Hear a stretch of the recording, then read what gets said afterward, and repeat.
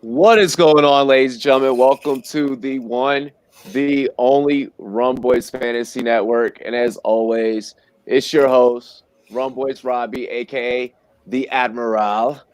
And I am joined by a very different cast and crew than you guys are normally accustomed to than seeing on, our normal specials like the Rum Report and Rumboyz After Dark. Today we are talking about a very, very unique fantasy football league, the one and only Masters Invitational Fantasy Football League, commissioned by, you guys have seen him on this show before, David Stidham, a restaurant owner, entrepreneur, and also fantasy football connoisseur. David, how's it going, brother? Man, it's going great. Really enjoying this. Thanks for having us on, and thanks for being part of this league. I'm glad you accepted the invitation, and we think it's going to be really, really cool having you on and competing against you and some other guys. Your buddy over there, Clock Management, and we got a few other podcaster guys on there. I think we got a really good group, and it's going to be really fun. The draft is going great. There's been no freakouts yet, no reaches yet. It's looking good. Hell yeah, hell yeah. Just a freak out there, a little technical difficulty. I apologize about that. We are joined also by Anthony, who is participating in the league. Anthony, what's good with the nice, relaxed gaming chair? I like that chair, bro. I'm digging it. Yeah. I stream video game and stuff, so I got to get the gaming chair. Nice. Do you have like a gaming channel or anything? Or Yeah, I do actually. go ahead and shout promo, bro. Put it out there. It's at Twitch TV/It's Ants Life, ANTS, and then Life. So it's Ants Life. Basically, I'm Anthony, and then my life. I love it. There we go. I love it, man. I'll be sure to link that at the end of this broadcast so that everybody's able to check you out. You can also even drop it in the private chat or the live chat yourself, man. Yeah, I'm all down for helping everybody out and promoting. And also joining us today, he is a part of the league as well. One of my competitors, Caleb. What is good, Caleb? Not much. How are you guys? Just trying to organize the house a little bit today, jump on the pod with you guys and discuss this league. Lots of interesting stuff already has went down. So a lot of interesting stuff. And I'm actually going to start off with the interesting stuff that has happened. David, could you maybe explain to some of the viewers out there what makes this league so damn unique? I mean, aside from 50 rounds, IDP offense, there's other logistics happening here. Yeah. Not only, first of all, you just kind of nailed it. There's 50 rounds. Our rosters are 50 men, and what's unique is there's 12 defensive starters and 11 offensive starters. It's very rare to have even in a 50-50 blend league to have more of the IDP than the offense. But yet we all know offense rules, and so it's funny that we're in the 8th round and we only had one defensive player taken. But what's really cool is the actual scoring format and the roster requirements. A lot of people play super flex where you play one quarterback, you have the option to play two, and of course everybody benefits from playing two. We have two mandatory quarterbacks, but here's where it gets interesting. You also have to start three. You get less flexibility in this league. You have to start 3 running backs. You have to start 4 wide receivers. You have to start 2 tight ends. And then you only get 2 flex spots total for the offense. And those are only for receiver, running back, and tight end. And so you've got basically 9 position players between those 3 flexes and only 2 flexes to. Did I just get lost? Am I gone? Nope, you're here. You're still here. Okay, my screen is gone.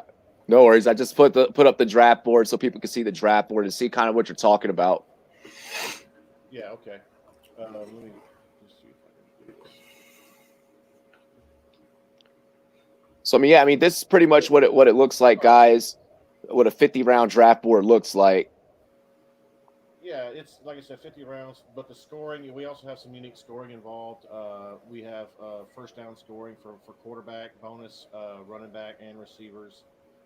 We have some pretty aggressive independent, the IDP scoring. That's going to balance that scoring threshold out. You're not going to be able to just get scrubs on defense. A lot of IDPs, yeah, they're there, but they're not as impactful. These are going to be impactful. You're also going to get punished a little bit. You know, if a quarterback throws a pick six, that counts as minus 4 points. That's the same as a touchdown. And so there's a lot of strategy at play when you determine who you're going to pick, who you're going to start, and how deep you're going to go. There's so many different directions and variables to think about. It's just much more. I don't want to use the word extreme, but different than even a traditional, Dynasty fantasy football league on Sleeper or MFL. And a lot of this came. I've been playing MFL for many years, Masters leagues with full IDP. Now, even in those leagues, it's more diabolical than this because you got to take 2 defensive cornerbacks, 2 defensive safeties. You got to take the defensive tackles and then the defensive ends, and they're all broken out.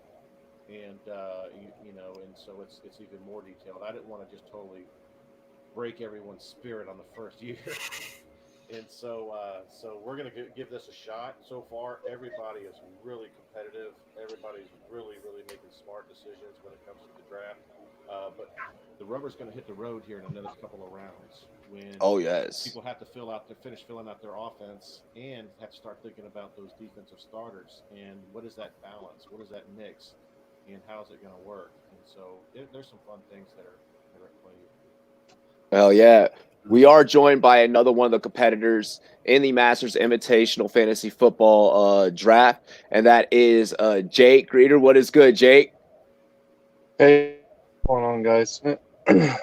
It had some technical difficulties, but we got it squared away. Hell yeah. Is that a Rams jersey that I'm witnessing? Yes. How do you feel about you guys' schedule this year? We're going to be lucky to go 8-8, and I knew we were hitting cap trouble, so the jersey's Todd Gurley. I'm a huge Georgia guy too, but I don't know. He's over there in Atlanta now. It's a little questionable. I think that Todd Gurley could possibly just off of the boost of mental health that it's going to give him being back in Georgia at home basically for him. I think that's going to be a mental health boost and kind of trigger him to maybe go back to old form. All these guys back in LA talk about arthritis and they're not giving me the rock as often. I think he's going to go to LA and go or go to ATL and go off. Hey, I'm glad someone else said it because I say it and people are like, oh, no, you're just a Rams fan. You're just a Gurley fan. No, the guy's fine. McVay didn't use him like he had the year prior, trying to prolong a $45 million deal he didn't need. And he's going to impress. He's going to get back to – I'm going out on a limb, top 8 running back. He's not. PPR right now. He can't cut. Okay. Oh, I don't know, Dave. If you look at his score from last year. Don't give me that. Did you realize that he at the last 6 games last year he averaged less than 3 yards a carry, less than 4 yards per carry? Yeah, I'm full. Well, that's because they gave him maybe 18 to 20 carries a game. Those last few games, they rode him hard, and he didn't look bad. I don't think. This is a new team. It's a new team. Can't cut all you want. It ain't gonna work. It's a new team. It's a new team, So we'll see. We'll see how it works. But let's go ahead and let's dive into some fantasy football rosters, gentlemen. After all, that is what we are here to talk about. I will just first biasly state that mine is probably the sexiest team of all thus far through about almost 9 rounds here. But I'm gonna go ahead and we're gonna just like the draft. We're gonna go in snake order. David, start off the show. We're gonna go to Jake, and I'm gonna pull up the draft board. Jake, let's get you to talk about your team a little bit, brother, man. All right, so I have no idea what to do with this draft. I'm going to be straightforward on that. I can't believe I took Josh Allen in the 2nd round still. Huge believer in the Stallion, Josh Allen. But he was starting he was a 6th quarterback, right where he fell in the rankings last year. Yeah, I mean, based on ADP rankings, that's fine. But you've done enough drafts with me, Dave. I don't take a QB that early. But as you can see there, at the end of the first round, start of the second round, there was 4 quarterbacks going 5 picks. I was like, man, I don't want to miss out on this QB run being where I'm at, pick 8.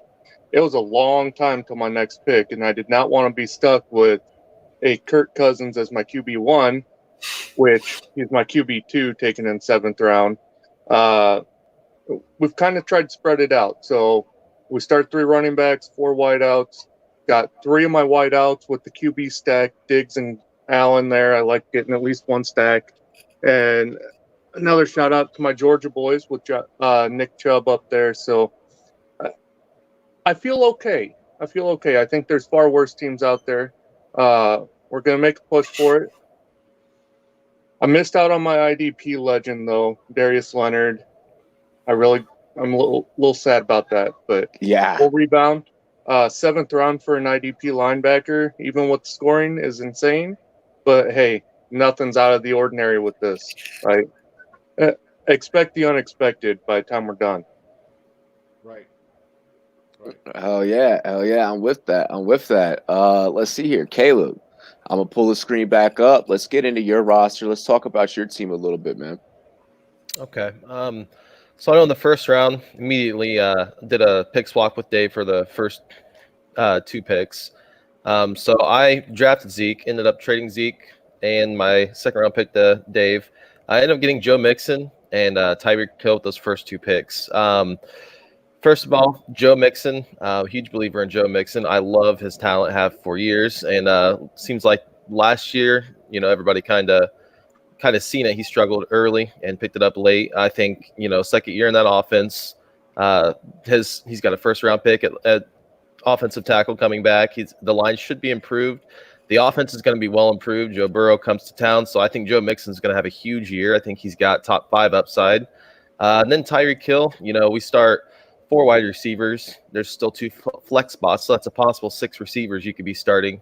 Even with the RB depth, I could have went RB again here, but I figure with Eckler, Jones, Sanders, I feel like the ceiling with Tyreek Hill, he can still win you weeks, and he's tied to the Chiefs' offense, Andy Reid, Mahomes, the whole deal. So I like getting Tyreek Hill there. I kind of thought there would be more receivers go. There really wasn't, so I probably could have waited there.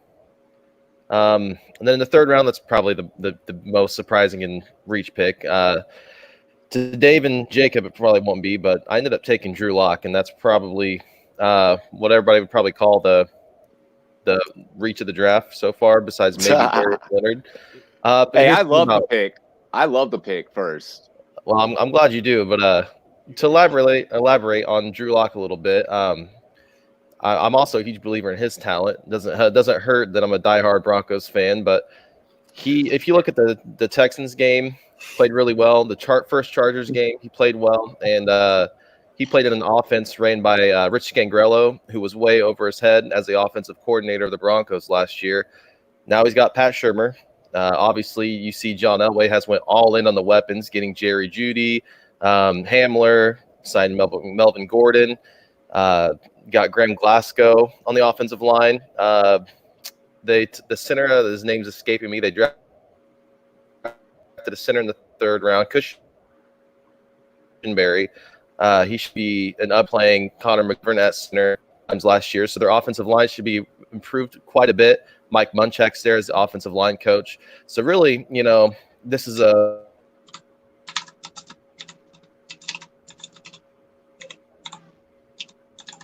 very awesome. That's why I decided to take Drew Lock. Worried about a QB run, and he's the guy I like there. Okay. I can't blame you. As for some of the other picks, there's pretty. David Johnson late.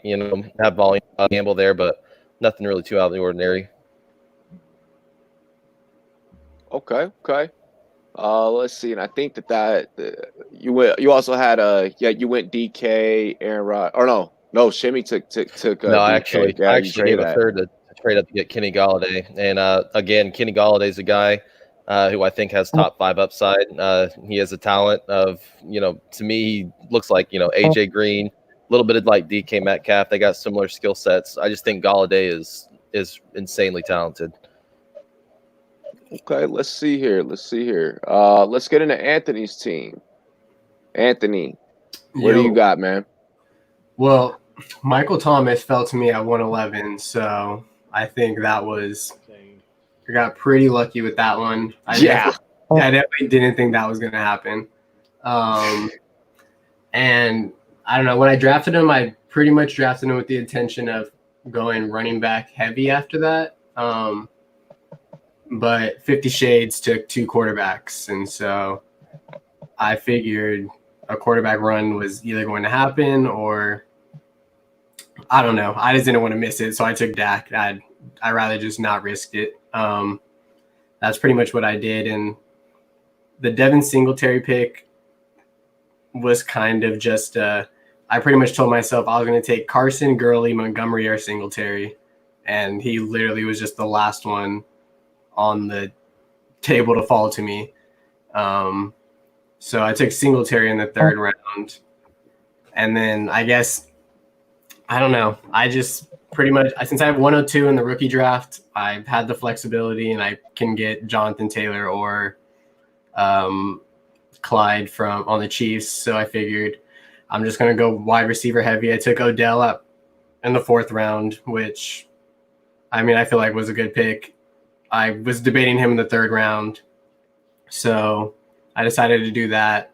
I did want Travis Kelce, actually. I'm not going to lie, but 50 Shades took the back-to-back tight ends, which I think kind of threw a lot of us off. Yeah, the biggest surprise of the whole draft has been 50 Shades here. Dude, we're going to touch on that. Yeah, we're going to touch on that team for damn sure. And so drafting around him has been a little tricky because I have no idea what he's going to do. And so it's like I'm trying to like when I took Marquise Brown, I figured he wasn't going to take a quarterback. So I'm like, okay, I can take a wide receiver. He's going to take his skill position players and I'll have the pick of the litter that's left at quarterback. But then he took Derek Carr, Jimmy G. So kind of got stuck with Tom Brady.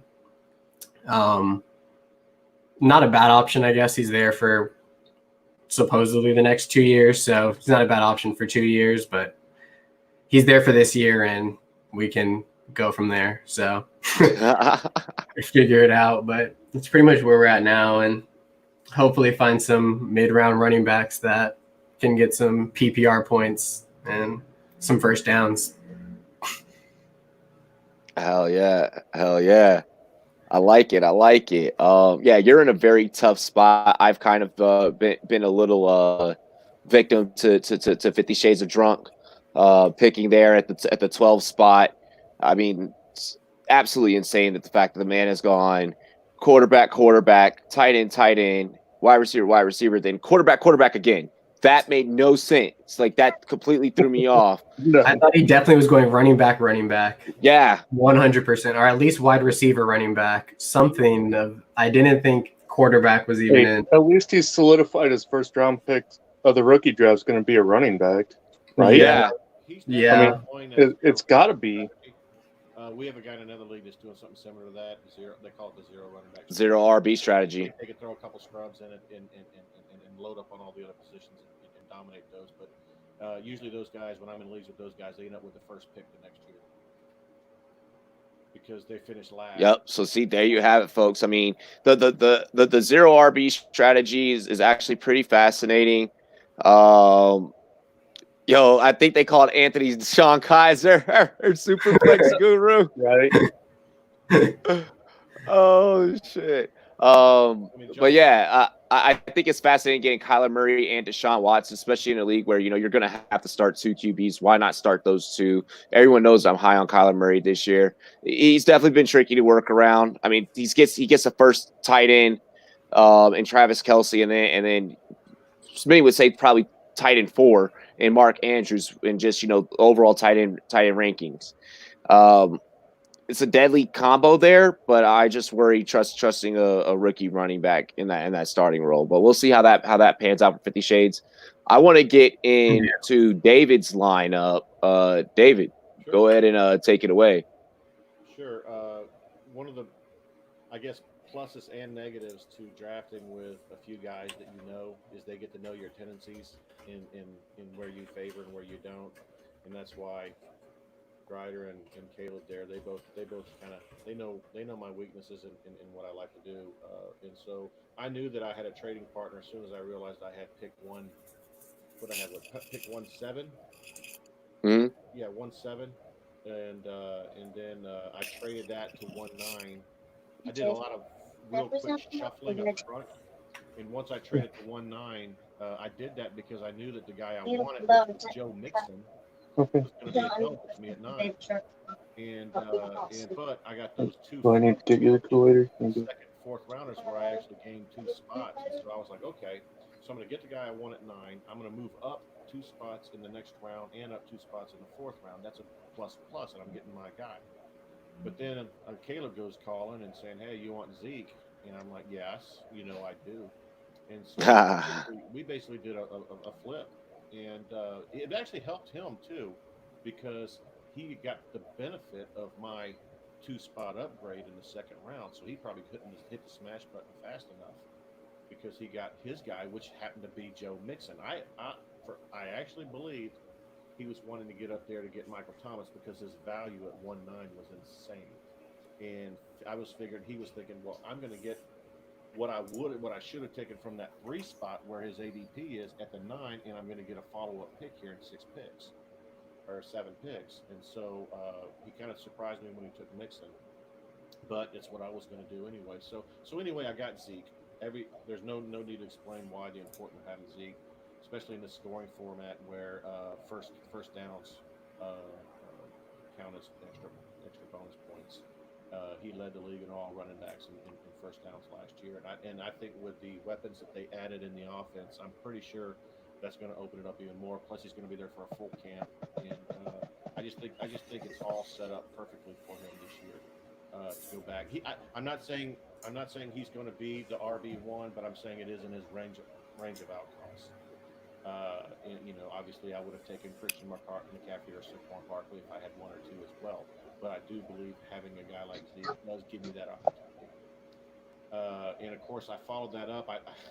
I'm really pissed at Shimmy because I invited him to this league because I've seen such a huge improvement from his game from a couple of years ago, and now he's just sniping me here over and over. I was just, first of all, I had no dream I would get a guy like Miles Sanders or some of these guys that fell to number 2. But when all those quarterbacks started falling at the end of round 1 and beginning of round 2, I'm sitting there with my hopes up. It gets to my second pick. I'm just ready to hit Miles Sanders, ready to hit it.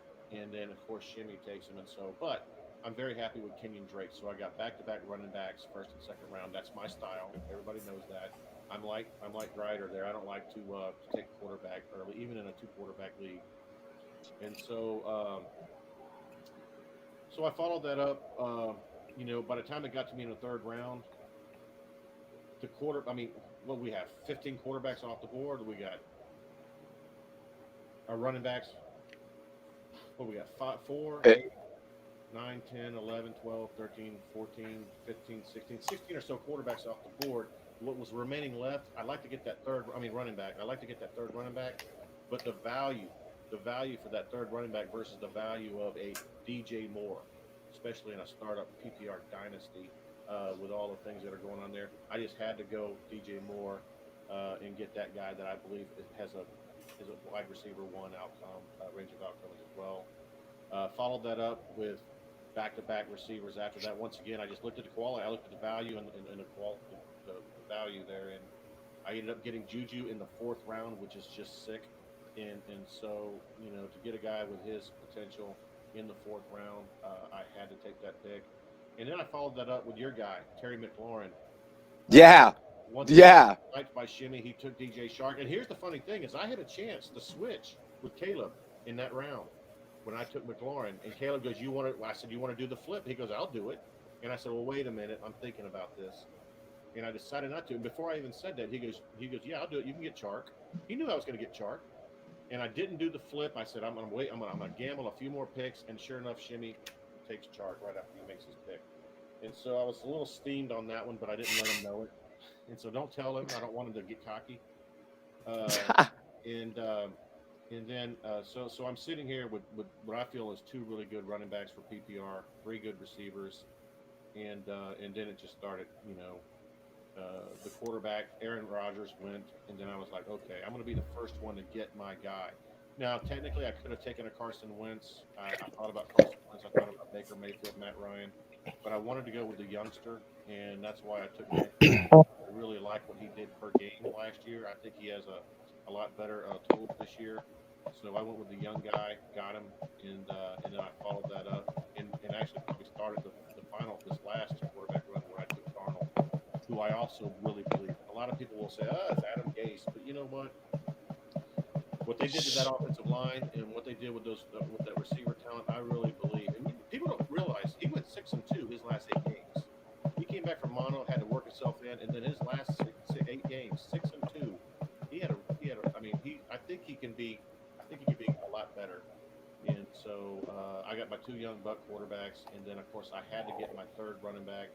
So I just drafted Raheem Mostert, who in his last 7 games with the 49ers, people don't realize this, actually took 60% of all running back touches, including through the air. And Coleman was like 23%. And so he's definitely solidified himself as the starting running back in a very, very run-heavy offense. And to get a guy like that in the 8th round, I'm happy with that. Hell yeah, hell yeah. So getting into to my team here. So anyone and everyone that follows the show knows that I always preach running back heavy, running back heavy, running back heavy. But in a league as unique as this, and once I started, I got to know, this is my first time getting to know my league mates, putting a face to names and stuff like that. So at first I was just getting to know everyone through their draft picks and their drafting style. And I quickly learned all the podcasters. So Clock Management is in this league. The Commission's in this league as well. All the podcasters that I personally have worked with, I noticed that we stuck to what we usually preach on our shows, at least to start off our first picks. Well, I ended up in the back end of the draft with the 110 pick. And that puts me right around this guy that we were talking about earlier, 50 Shades of Drunk. And I quickly learned, holy shit, it's been years that, like at least 2-3 years since I have drafted against someone that has gone with the RB0 strategy. Seeing that he took Kyler Murray and Deshaun Watson right out the gate, where I'm used to, all right, these quarterbacks are going to fall to me. I was expecting a running back run all throughout. So I had to hurry up, and I go Derrick Henry with my 101. After I see the quarterback run happen between Kyler Murray, Deshaun Watson, and then it goes over to you, Anthony, and your second pick where you go ahead and you pick Dak like you mentioned earlier. Yeah. I'm like, oh, shit. Like, I'm not going to be able to get the quarterback that I honestly was wanting in Kyler Murray. He's already gone. I need to go ahead and I secure Dangerous. So I got a Dangerous Russell Wilson for my quarterback. Draft eventually comes back around to me. I miss out on running backs like Eckler, Jacobs, Jones, Sanders, Kenyon, Drake, guys who that I'm absolutely high on and I absolutely love and I wish I could have had. But you got to risk it to get the biscuit. So we end up with Russ for our second running back. We try and get back on strategy here. We go David Montgomery. It was a toss-up between David Montgomery and Devin Singletary. I knew that I wanted to end up with one of the guys. One, I am going to pick with my heart a little bit. I want to end up with one of the guys I interviewed. I know them personally. I understand their work ethic. I'm really high on Singletary, but I feel that Nagy is going to – Nagy, after getting nagged about the way he utilized Monty last year, I think he's going to utilize Monty a lot better this year. So we go ahead, grab David Montgomery over Singletary. Anthony goes ahead, he gets Singletary because of, possibly my lack of judgment at the given moment. That running back tier, you had to get him. Yeah. I mean, they were right sandwiched next to each other, so I had to make something happen there. It comes back around to me via the snake. I was like, Odell, you burned me last year. Fuck no. Julio Jones was oddly enough deep down, buried in that wide receiver ADP, and I didn't really like it. I get he doesn't always get the touchdowns to me, but he is a yards machine.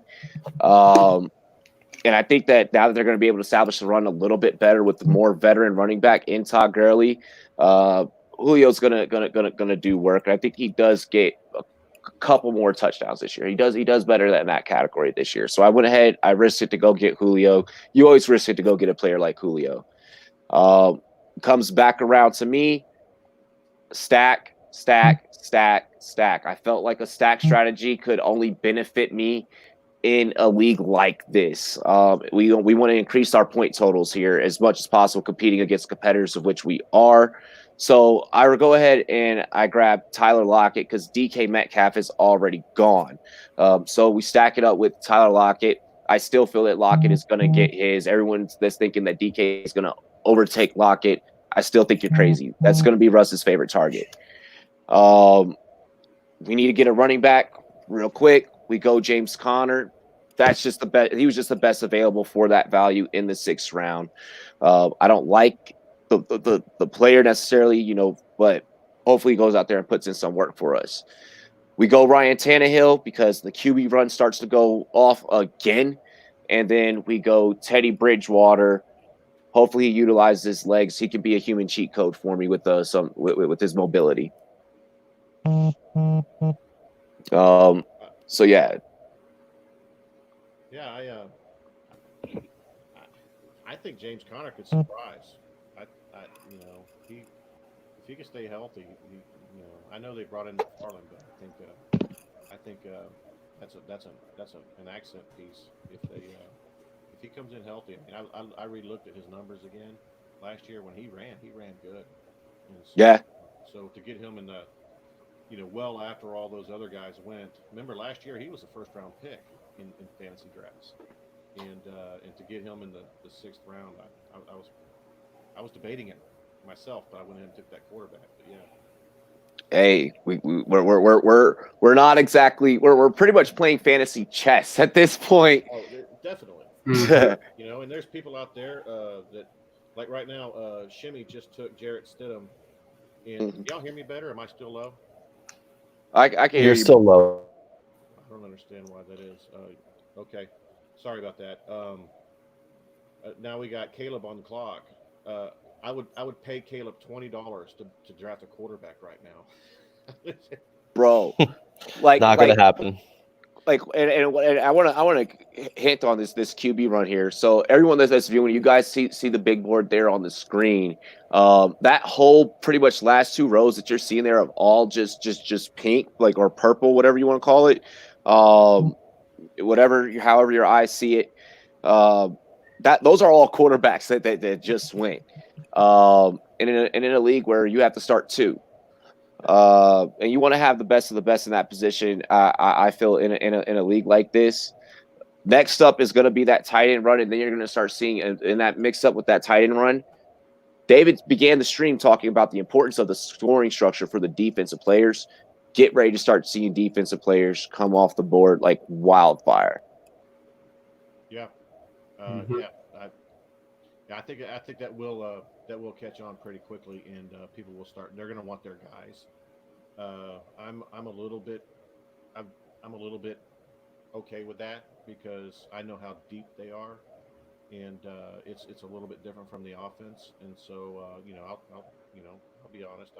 I'm not going to be the first in on any of those positions, but I'll jump in when I know I can. I know where the value is, and I know these guys do too. They're all doing their research. Everybody knows what the hell's going on. That's the cool part. That's why I'm not creating any surprises here by saying what I'm saying. I know everybody's got their own strategy, and oh yeah, and they're all gonna kick. I mean, like I said earlier in the chat yesterday, whoever wins this league is gonna earn it. I mean, they're gonna earn it because there's so many. I mean, the basis for every single team is sound. And now it's going to be obviously the most interesting one. We've already talked about 50 Shades. I can't wait to see how that thing final finishes up. I think it's going to be fun to see where it lands. But I'm loving what's going on here. I'm loving the competitive spirit. I'm loving the continuity that we have as a league. I think it's going to be a league that we're going to enjoy and appreciate for years. Hell yeah. Now, one of the things that I wanted to point out here, what is everyone's mindset going into? I'm sure it's changed now that we're actually a little halfway through the 25% through the draft, right? Is your mindset win now? Let me get these vets now. When the rookie draft comes around, you know what happens there happens there. Like, are you trying to go for the trophy now, or to me it looks like, you know, maybe teams like Clock Management or, you know, 50 Shades might be looking at a trophy maybe down the road. What are you thinking? I mean, of course, everyone wants to go and win that cash prize. But what's your thought process as you're looking at your roster right now? Let's start with you, David. I'm kind of going with that blend. I do look at it age, but I want to win now. But I'm still of the belief I'm taking the best player. Now I have made a few decisions on age recently here. I took Daniel Jones over Wentz. I had Wentz way higher in my board. I had him ranked 8th overall, and I had Jones 11th. But I made that decision based on injury history and age. I still believe Daniel Jones has the tools to help me, and he's only 22 years old. Same with Darnold. I could have taken a Cousins or a Tannehill or a Breeze or some of those guys. I took the younger guys. But I feel like, you know, having guys blended in there, actually my team is really young. I mean, Juju, DJ Moore, and Terry McLaurin, they're about as young as you get. And then Zeke is my oldest guy, and he's 24. And so just think about it. Actually, Kenyon Drake might be. They're both. I mean, I'm all young. I ain't winning shit this year. Let's see, Anthony. What's your mindset now that your team is starting to fill out? I honestly don't really have one. I don't know. I mean, it's hard. I have an idea for a second, and then a couple picks go, and then it's kind of like, all right, well, never mind. Gotta rethink the situation. I mean, I definitely need running backs. I only have Devin Singletary, so that's something out there. I think you got a little work to do on that. But I feel like people will probably start to take defensive players soon and undervalue like running backs who get a couple catches a game and, you know, get 40 yards and receptions, and their floor is like 10, 12 fantasy points, which is not great, but it's a steady floor. And I think a lot of those guys get undervalued.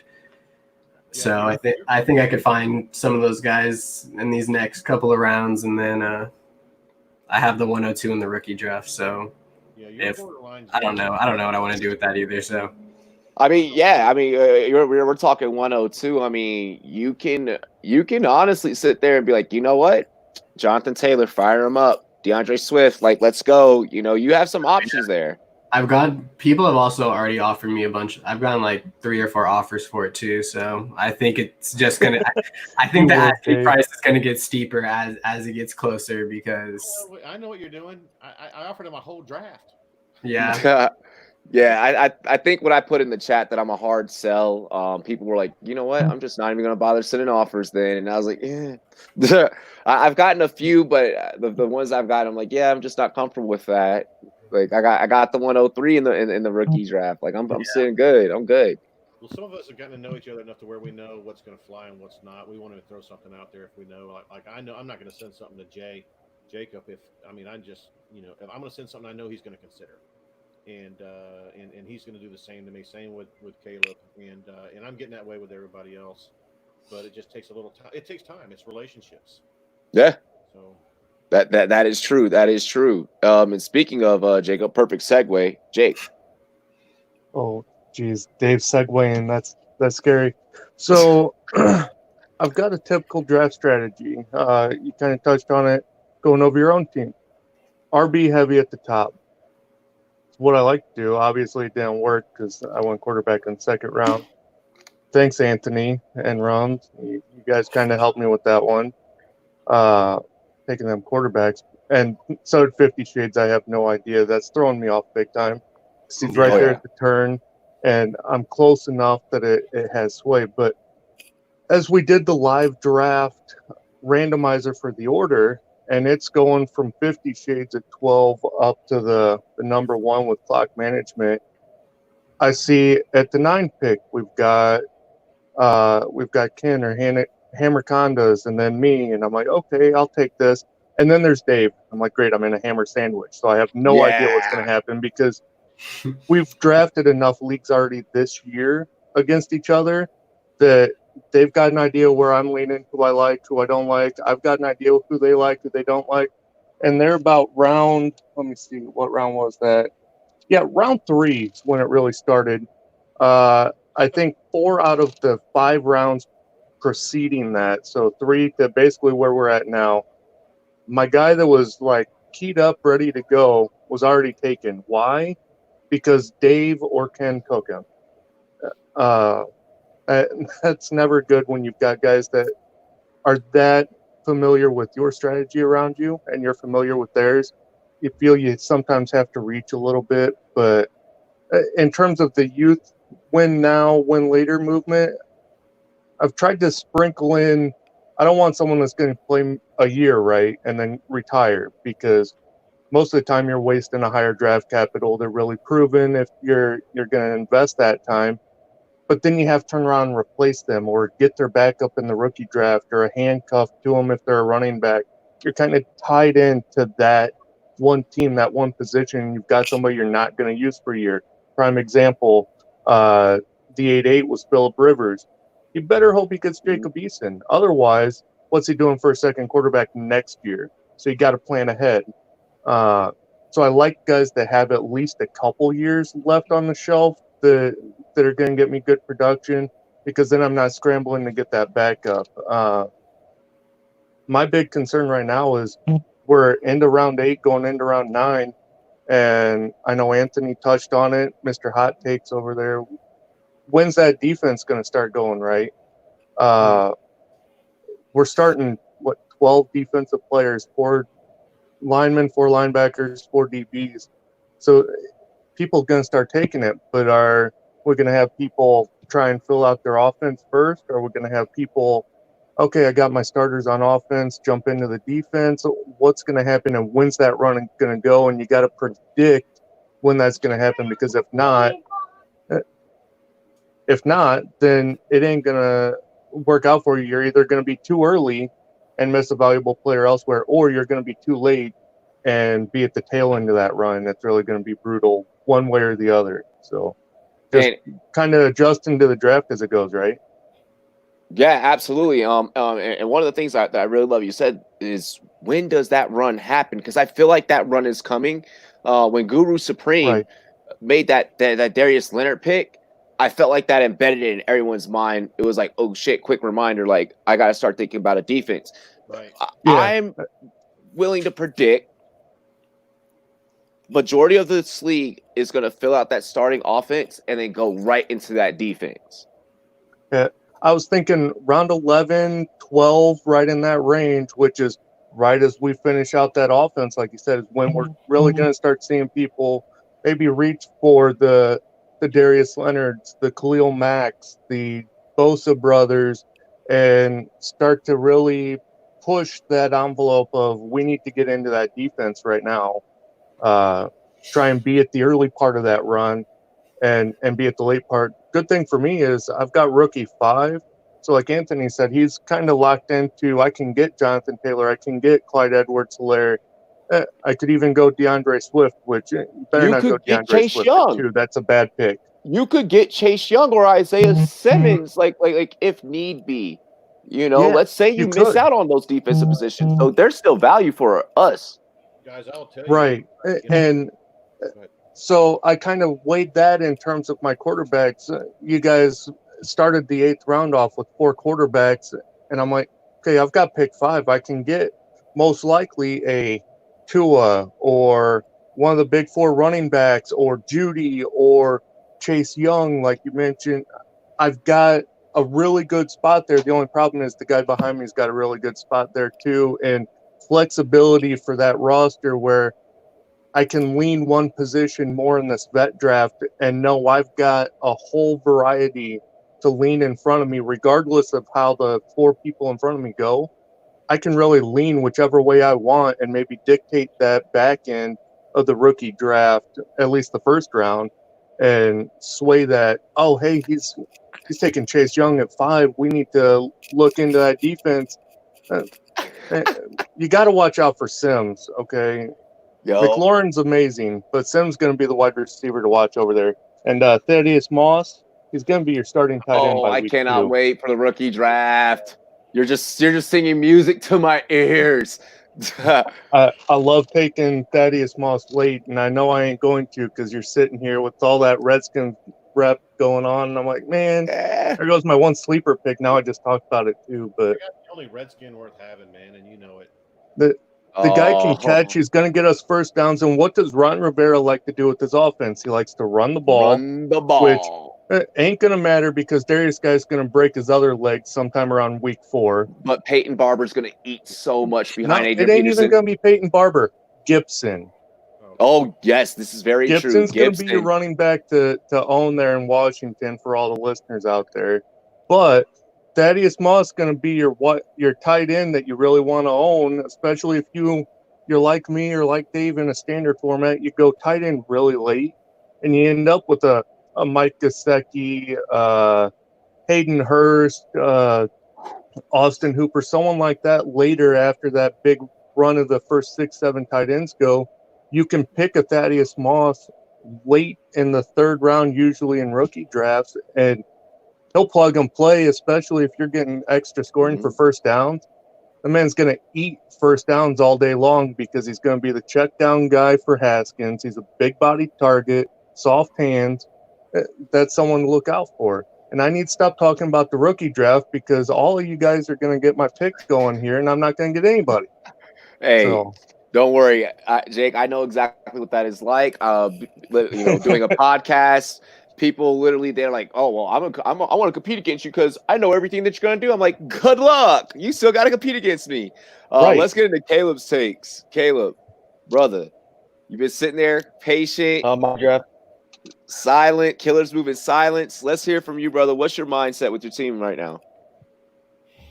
My draft strategy, like you and like everyone, it seems, I like to hammer running back early. The targets have been being distributed between wide receivers more heavily than they ever have been. More 3-4 wide receiver sets in the league. Unfortunately, none of the running backs that I was super high on fell to me. You took Russ Wilson from me, so that's why I took a chance to grab. Yes, I was very upset about that. That's why I took a chance to grab a receiver I think is going to be a top 5 receiver for the next 5 years or so. And then after that, it's really just about the value. I try to sprinkle in quarterbacks here and there. I'm on the turn. That 3rd to last pick on the turn. Tried to just grab a quarterback here and there. That way, when the run came, and it did come, I was out ahead of it a little bit. I got 3 quarterbacks, and from here on, it's honestly just all about value, all about guys that I think are going a little bit under the radar. Guys that I think are talented that maybe don't have the proper opportunity right now that may get the opportunity. And yeah, it's time to start thinking about tight ends. Time to start thinking about defense. And for me, I got to find those value running backs, later on that have a chance of hitting, and pick the guys I like. And since I'm on the clock right now, I guess I can just you're on the clock. Why don't you go ahead and get that pick in so we can keep moving? I was waiting. He was waiting. He wanted to announce it on air. He's like, "Yo, I get to he's on TV right now." Take a quarter. Yeah, I'm on the clock, so I can get the chance to talk through my strategy with this next pick. And with this next pick, when I look at the board, I'm still seeing 4 wide receivers, 2 flex. So look at the receivers. There's Will Fuller, Mike Williams, T.Y. Hilton, A.J. Green. You got some younger guys, Mecole Hardman, Darius Slayton, Preston Williams, Deontay Johnson. But right here, I think the best value is going to be T.Y. Hilton. So I'm going to go ahead and queue up T.Y. Hilton right there. I think T.Y. Hilton's going to have a great year. Phillip Rivers is a huge quarterback upgrade to Jacoby Brissett. T.Y. Hilton plays through injuries. He's older, but he plays through injuries. He's a warrior, tough as they come. And Michael Pittman, still a rookie. Paris Campbell, second year. They're going to have to lean on T.Y. Hilton, and Phillip Rivers will do that. Great offensive line. And so that's pretty much my draft strategy right here. Good pick. I thought about him when I took. Hell yeah, hell yeah. Solid So pick. am I the only person that just got like this weird feeling when Guru Supreme just got on the clock and you realize, oh shit, he's already pulled Darius Leonard. What surprises next? He only has Like I feel like what's that? he only has one quarterback. Him and Clemson have one quarterback. Mm-hmm. Ah. Who's left? Okay. Haskins Dwayne Haskins, yeah. and Trubisky. I was gonna say he's still only got Matt Ryan, Nick and Foles. clock management's only got Baker. If they're waiting for Herbert or someone to fall to him, that's gonna be an iffy wait, especially with how the league's built with two quarterbacks having to start. There's Haskins, and then there's Nick Foles or Mitch Trubisky, whichever one you think's gonna start in Chicago. So if I were Guru, I'd be leaning Haskins right now. Go for the upside. Hope Rivera can coach him into something, get him to make smart throws. Hit the open guy. Rivera will play to his strengths, and I think that'd be the way to go if I were him. But I mean, that or Fitzpatrick. Fitzpatrick's going to have probably the first year. Yeah, I would say Tyrod too. Yeah. He's no Tyrod. Oh He- gosh. he runs. Herbert's going to start over Tyrod. Not week 1, but he will by week 3. But I think Fitzpatrick has a chance to start the whole year.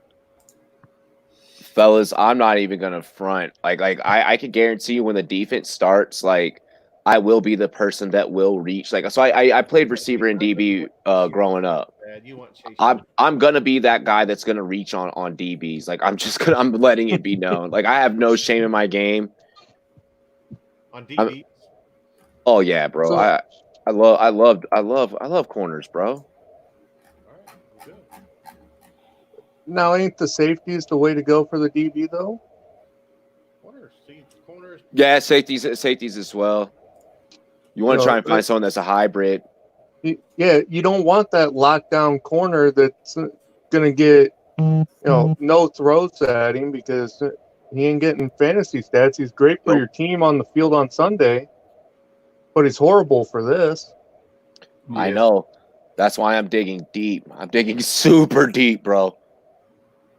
You gotta get That's like all right. Logan Ryan. I already got my queue lined up with all sorts of DBs. Just stay away from them. Don't worry, I'll be there, I'm sure you will. He's trying to talk bro. you into corners.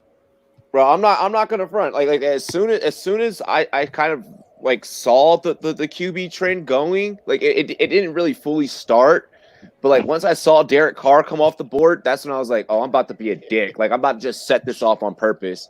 So I pulled Ryan Tannehill just to be that guy, bro. Like just to be that guy. I did it there. There's another. Oh, Russell Wilson was definitely done out of spite. Like I definitely did that one because I was like because of the running backs, the way the running backs went. I was like, all right, fine. Like we have a emphasis on QBs. I'm about to be that guy. Well, So yeah, I did. You got 3, man. You're good.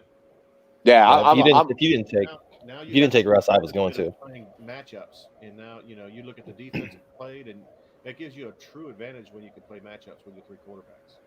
Oh yeah. Caleb here has a really good 3 too. I mean, when his not worst, but his lowest rated quarterback is Matthew Stafford. I mean, come on. Matt Padding Stafford. He's got Rodgers, Stafford, and Locke. Stat Padford. Dude, Stat Padford, yeah, bro. That's a sick trio. That's a sick trio. Locke though, his Locke better come through. Yeah. At that Yeah. If Lock busts, it's gonna be tough. I mean, I have a little bit of wiggle room, but I mean that was a lot. That was a high value pick to spend on a quarterback, so it's a big risk. Hearing you say that it was high value makes me feel better about missing out on him. And now I just don't care anymore. Like at first I was like, oh, you know what? I haven't met this guy yet, but I don't like him right now. But now, you know what? You're really awesome. Thanks. Way to reach. Oh yeah, I mean that was a really risky pick. I mean, there's so many guys going right there. To be honest, I probably wouldn't have pulled the trigger if Devontae Adams fell to me.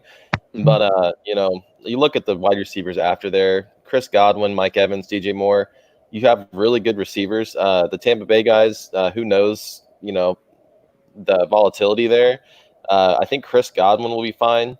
You know, he's going to get peppered with targets, I believe. But I think Mike Evans is going to be a little bit like last year, to where he'll have spike weeks and he'll have weeks where, you know, he's a near donut. DJ Moore, I really like DJ Moore.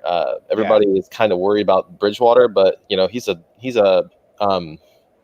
guy that gets his targets, you know, 5 to 10 yards down the field, sometimes 15 yards. He's a guy that will have a lot of yards after the catch, explosive player, and he's super young. I think he's only 22.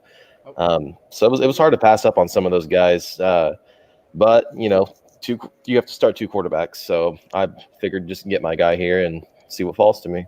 Well, 2 things. I mean, even if Locke doesn't quite hit right away, you got Aaron Rodgers and Matt Stafford. You still got 2 better quarterbacks than most. And on the whole thing, thank the commish for taking Mike Evans and leaving me DJ Moore, and he had instant remorse. But I appreciate that. Hell yeah. I want to talk about the commish podcast lineup really quick. So I knew that they were definitely going to go QB early. Like I knew that if there was anyone, I without meeting everyone else yet, I was like, if anyone's going to go for Lamar Jackson, it is definitely going to be the Commish Fantasy Football Podcast. Make sure you guys check them out. They are an awesome podcast to listen to. I love those guys. Then they go Josh Jacobs, Mike Evans, and AJ Brown. My favorite picks here throughout those first 4 are Josh Jacobs and AJ Brown. For these reasons, they are performers. They are already high performers, and heading into their sophomore year, I think they're going to replicate their rookie performances. So that's step 1. Step 2, you already have youth at 2 very pivotal positions in fantasy football. You actually have 3 for Lamar, Josh Jacobs, and AJ Brown. It's like you practically don't need the rookie. You need the rookie draft still, but you kind of don't really. Like, you have youth right there. So that's right. Those are one of those unique things that I really like. And for people out there that play Dynasty, look at that stuff. You know, if you're not going to get those high value rookies, if you're not going to be in the top half of the rookie draft, and if you don't plan on trading up to go into the top half of the rookie draft, get your youth elsewhere. Right. There's a lot of it. A lot of good second-year players. Gardner Minshew, like who knew that Minshew was going to do as well as he did last year? Like, I like that he got Minshew right there. I think that Minshew's going to produce. Everyone's like, well, why don't the Jacksonville Jaguars sign Cam Newton? Because they have Gardner Minshew, who actually did pretty damn decent and beat out a Super Bowl winning quarterback. Yeah. We'll see. We'll see. We will see. Let's see. So, what are some things along the draft board, like throughout the draft, that you guys wanted to hint on it and talk about? You know, I want to hear from you guys a little bit more. I kind of want to talk about how we evaluate some of these receivers, to be honest, because it seems like after the first, like, you know, we got Michael Thomas, Hopkins, Hill, Devontae Adams, and then there's, you know, after that it's up to interpretation. You got Julio Jones in there as well. I think he's in that tier still. But after that, you know, you got, you know, a guy I love, Kenny Golladay. He'd be right after that for me. But I mean, there's so many guys like that could, you know, step up. I mean, even if you go down to like a guy like Stephon Diggs, you know, there's just a whole tier there that you know, you could rank from like any guy from 12 to 24 could slide in. You know, a guy like AJ Brown, I'm not as high on. So I kind of want to hear why you guys think AJ Brown is going to repeat his performance. It's kind of a magical little run there for the Titans at the end of the season. Tannehill was super efficient. Brown was super efficient with his targets. So I mean, do you guys think the efficiency is going to continue? Lots of big plays after the catch. What do you guys feel about AJ Brown? Obviously, the commission loves him. and some of you other guys like him too. I just want to hear that logic. The one thing you've got to look at for A.J. Brown, 52 catches, 20.2 yards per reception. That will not repeat. I'm telling you right now. It won't repeat. He was number 9 wide receiver in standard scoring, but only 21 in PPR. Why? Because he only had 52 receptions. Now, they had the quarterback volatility early with Mariota, Tannehill. There was a little bit back and forth, but the man never go and look at his totals. He had 4, 1, 8, 5, 3, 4. That was his last 6 games, and he had over five or more catches twice in that. But look at the film and look at what he does with those catches, though. I understand, but we're doing PPR format. Even half PPR. He's had over 5 or more catches 3 times last year. You look at a guy taken after A.J. Brown at 4'11", one of my favorites, the little Cooper Kupp, number 4 fantasy wide receiver in standard and PPR last year, and it was more spread out. But the one guy that I'm going to point out to everybody, Jarvis Landry. Okay, steal at 6'1". I mean, aside from 50 Shades and us having no logical idea what he's doing with this draft, he was wide receiver 31, 9, 13, 5, 18, 12 in his career. Mm-hmm. Not to mention his 3rd and 4th year when he was still in Miami, the guy had less than 5 catches in a quarter of those games. He doesn't miss time. He plays hurt. Same thing Caleb said about T.Y. Hilton. But yet, Hilton, Hilton's a steal. Jarvis Landry at 6'1". He could be a top 10 wide receiver in the 6th round. I think a lot of fear on him is the hip injury. Hips are nothing to play with, and it's just a concern. I drafted him in a couple drafts, but only because I got him later like that. I agree. I think he's a great player. I do believe A.J. Brown has more upside than what you're letting on, because I think they're going to be better even without Conklin. I think if anybody struggles, it'll be Henry a little bit because of Conklin, but they replaced him. But I think he may surprise. I think talent is talent.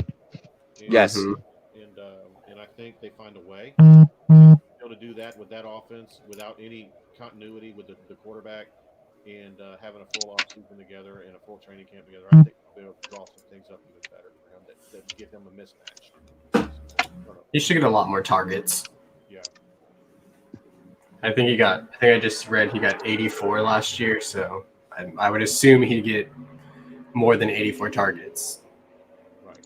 But his disappearance in the playoffs is a concern. And there were some games where if you had him, you were killed. And so he's a rookie though. So yep. So one, yes, he's a rookie. 2, I want to remind we're also playing in a dynasty league. I feel that talent, like you mentioned, David, talent is talent. I feel like that talent is going to grow. And this league is also becoming a league where we're seeing guys like Debo, guys like AJ, guys like Terry McLaurin.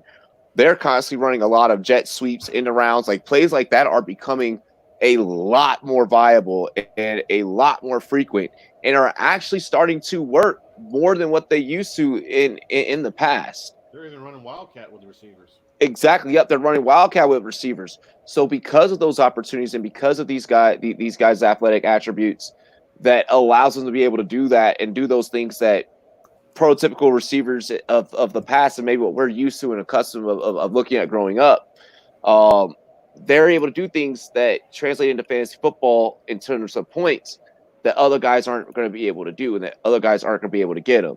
Stats are awesome. Stats are cool. I also do play-by-play for a living, so I'm looking at film 24/7, I'm a big film guy. So what I see on the field, that's a big way of how I pick my fantasy football teams. I'm like, oh, okay, I see what this team is doing with this scheme and how they're using this personnel. This is the reason why I choose to go and get them versus me looking at, stats or a box score. Metrics are awesome. Metrics are awesome, and I do use metrics. That's just not how my mind works whenever I'm doing football. Whether I'm playing football, doing fantasy football, commentating football, so I just think that with the way the NFL is going, and this is a copycat league, they're on offenses that utilize that very well and execute those type of motions very well. And the Chiefs kind of brought that into it. If you look at, I brought up Yeah. Tyreek Hill's rushing stats in his first season. He had 267 rushing yards, three rushing touchdowns, and I mean that's just really valuable when you get in a wide receiver to get the possibility of breaking off long runs and rushing touchdowns, big plays. It just adds to the value of those receivers. Hell yeah. I mean, then also, part of it, is like I think I have like a different understanding of the way a lot of those offenses work. Just sitting down and interviewing a lot of those guys. I think I'm a fan of the new game and the way that the NFL is transitioning in terms of X's and O's. Nothing wrong with going back and watching some old tape. I mean, because you fucking watch Frank Tarkenton throw. It's beautiful, But yeah, it's different now, and it's more faster paced. So I mean, I look at the trends and I look at just what's going to happen in the future, and I think that this is the new NFL that we're in. Yeah, I would agree. Which is why I'm going to be looking out for Gibson in the rookie draft. Spoiler alert. Oh, and Chase Young. You're going to have to reach for him. In my master's I will. league, we just wrapped up our defense. I mean, our rookie draft, and that's the league where we have a 50-man roster too. And I will tell you that quite a few rookies went very early, and defensive players. I believe it. Chase Young went early, and so did a couple linebackers, and so it's in a league like this when depth is so important on both ends of both sides of the field. It's so different. You're gonna have so many more options in that rookie pool that you don't even realize, and it's gonna make you think twice. Wait a minute, God, I wasn't able to get a boss defensive end. I need to move up just to get a Chase Young, because 112 or what? Who knows? Because a guy like that he's a point scorer when he has a good. Those guys can rack up the points. So lots to think about. Definitely, man. I'm excited. I'm excited. I want to see where these defensive players go. There's a lot of trash talk already, super early. But yeah, fellas. Anything else that guys are wanting to hint on or talk about? I mean, I still got time if I have to call UFC. I got one little thing I just want to touch on, and I just want to see what everybody else's thoughts are. These first-round quarterbacks, Mahomes, Lamar, Kyler, I'm not one to ever do that. And the commish did, and Shimmy did. To me, I mean, now this is different, obviously, league, but when you think about starting 3 running backs, think about that is premium because there's going to be 36 mandatory running backs running every week. To take a Lamar Jackson. Well, Lamar Jackson was a league winner last year because he got drafted in the 7th round. Yeah. Drafted in the 1st round takes a lot of that value down, and so it's just fun watching all these different. He's gonna regress. Nobody's gonna have that type of efficiency. It just doesn't happen. And so I'm anxious to see if that comes back and haunts him using 1st-round draft capital on somebody that. I mean, I just don't believe he's going to. I believe he's going to be great. He still has a chance to be a top 1, top 2, top 3 running back just because of his legs. I mean, quarterback. But I don't know if I just don't buy that 1st-round quarterback. And but I can buy a 2nd-rounder if I get that stud running back first. But kind of like what you did with Henry and Russell. But I just think it's going to be fun watching all these different strategies play out. Yeah. Well, I just got lucky. Yeah, absolutely. Let's see. Ant, what else? What about you, bro? I mean, I'm definitely interested to see. Like we've already touched on it a lot, but when the defensive players go, I'm really high on Odell. I don't know why, but I just am. I think Odell is the most talented wide receiver in the NFL. I just think he's had Eli Manning, who's not very good, and then Baker Mayfield last year, where their offensive line wasn't very good, and Baker wasn't very good either. And I think Odell just needs to get out of his own head sometimes, because I think he definitely does that. And he's also dealt with those injuries. He had that big ankle injury a few years ago when he was on. Sorry, did you hear that out there? He had that big ankle injury. So I think since he's had that injury, he hasn't been the same really. But I don't know. I think this might be the year that he goes back to that top 5 wide receiver. So that's I have Odell in a lot of leagues, and I'm just kind of people thought it last year, and I don't know. I think it was a year too early. So yeah, and I just traded Odell straight up in the other league that we did to Caleb here for Cortland Sutton, and so it's going to be really interesting to watch both their trajectories. And so yeah. He has a lot of Cortland Sutton, so and I didn't have much, so it's going to be fun to watch how that plays out. Definitely will be. That's why I'm not as high on Jarvis Landry, is because I just think Odell's gonna have a crazy year. And I mean, Jarvis is good, but I think they're gonna run the ball more. I mean, they have a new offensive coordinator who likes to run the shit out of the football. Sorry, excuse my language, but I think they're gonna run the football. We're called the Rumboyz Fantasy Network. But yeah, I think they're gonna run the ball a lot. I mean, Kareem Hunt's there in his second year. I think he'll get used more than he was used last year. I think it gets traded. You think so? I mean, that's the exact reason why I picked Julio Jones over Odell, because I knew I'd be on air saying shit like that for the next 16 weeks. I mean, if you just see Odell how he was with Eli his first couple of years, you can justify it, because Baker's a lot better than Eli Manning was. They have color TV back then. That was so long ago. That was 2016 when he was relevant. Yeah. Oh my gosh. Dave with the throwback jokes. Now you know why I call him Hot Takes. Hot takes. Let's see. Hey, and right there, that's the voice that we were actually about to get into next. Jake, go ahead.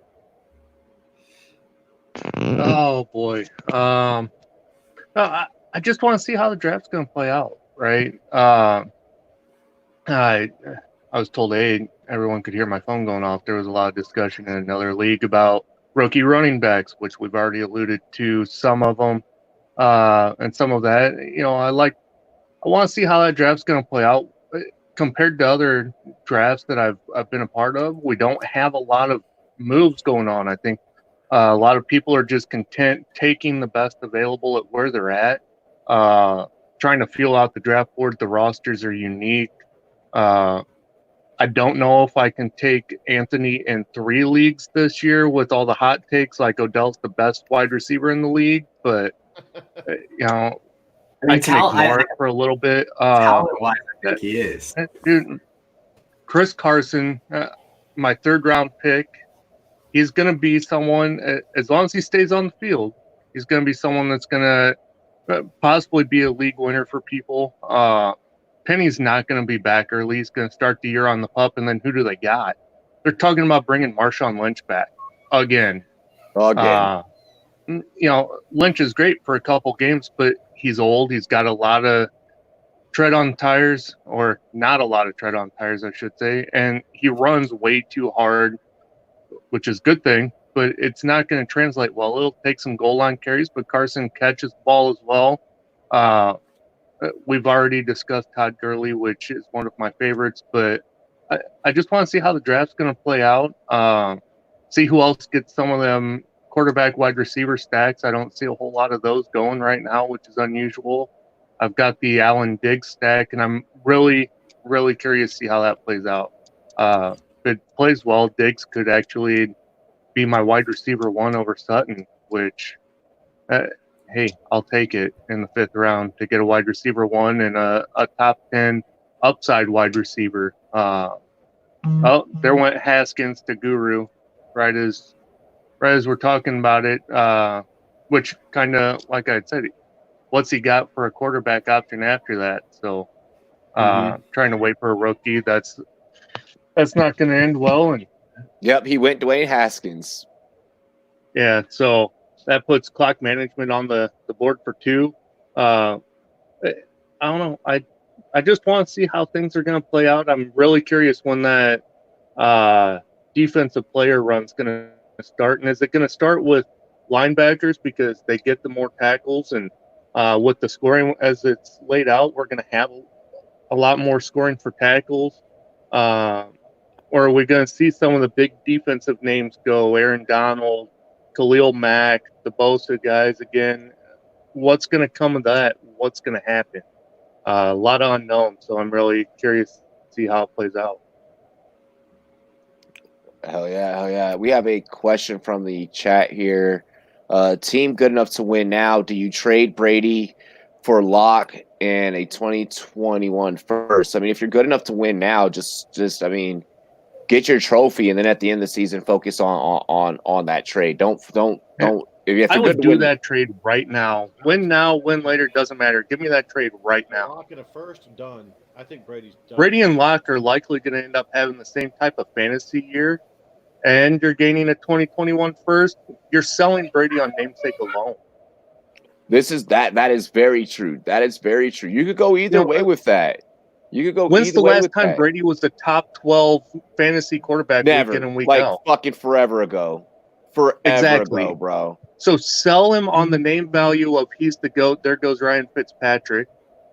Sell him on the fact that he's throwing to Mike Evans and Chris Godwin. And he's not throwing to Mike Evans. Yeah, but they brought in Gronk, and Gronk's going to get hurt 3 weeks into the year, which that's a big one to watch. Who's going to be the guy to take Rob Gronkowski? And are they going to compensate that by taking O.J. Howard along with him? Devlin Hodges and 22 other quarterbacks last year had a higher long ball accuracy rating than Tom Brady. Tom Brady was QB 12 last year. Right, but yeah. So I mean, if you're going to get QB 12, he's going to do better than last year. I don't know. He was throwing to I don't know. I know rookies. At the end of the year, he was complete dust. He lost to the Dolphins. I can see it. Game. But Titans in a home I don't know. I would easily sell Brady for Locke and a first, whether I could win now or win later. Doesn't matter. Yeah. Clock management took Fitzpatrick and Trubisky. There we go. Those are his quarterbacks. That's terrible. That is just god awful. I mean, he does have Baker, but I would have taken Foles, but yeah. Yeah, he took like Baker right at the start of the big run that Dave really kicked off taking Jones, but his QB2 is either Fitzpatrick or Trubisky if Mitch starts. I don't think he will. I think it's going to be Nick Foles. Fitzpatrick is decent. He's going to have Fitzpatrick for a couple of games, and then he'll get through a time. Yeah, if Miami rolls 2 out before week 8, they've ruined his career. We'll see. Well, let's go ahead and let's get into Caleb. Caleb, your final thoughts, just on the draft and everything we got going on, man. I mean, this is a one of a kind league, bro. It definitely is a one of a kind league, and it looks like by the draft board, there's a lot of sharp drafters here. It's hard to let a pick go by and expect them to come around to you. People who are going to snipe you left and right, like Rumboyz, Robbie. Snipe me with Russ, probably the biggest snipe of the draft. And a couple things that I wanted to just touch back on. My thoughts on a few things with the quarterbacks. Patrick Mahomes and Lamar Jackson. To me, there's 3 guys that win the first round. They're the 3 quarterbacks that deserve to go in the first round, and they all 3 went in the first round. Patrick Mahomes, Lamar Jackson, and Kyler Murray. Mahomes just has a massive touchdown upside. He's an all-time quarterback. And I don't think anybody's going to dispute that. Lamar Jackson, the system he's in, the talent with his legs. Kyler Murray, talent with his legs, the system he's in. It's just these 3 guys to me, in a format like this, do deserve to go in the first round because of their massive upside. A few other things, to me, I mean, Kenny Galladay going as late as he has, I don't understand why he's not more on people's radar. You know, I'm also a guy who loves to watch film, and you know, Kenny Galladay's rookie year, I saw him get on some snaps, and it was like, you know, there's something about this guy that's different. You know, he's got the size speed combination. He's really fast. He's really tall. And if you watch him play, some of the catches he makes is unbelievable. I mean, he can stretch and high point the ball better than any receiver in the league.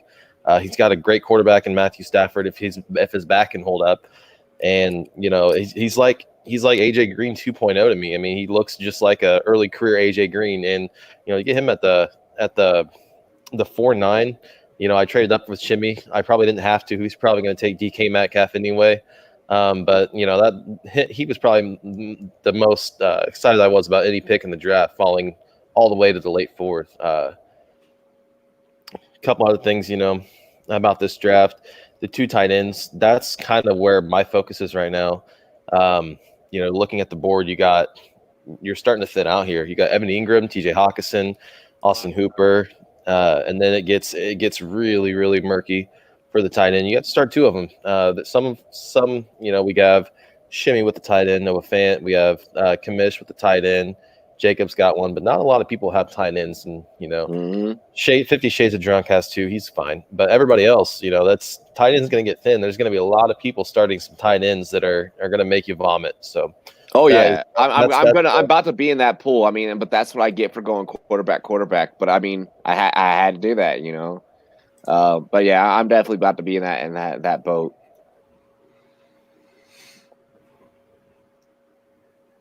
But yeah. Hey, I appreciate you fellas for hopping on today and talking some fantasy football and providing some insight.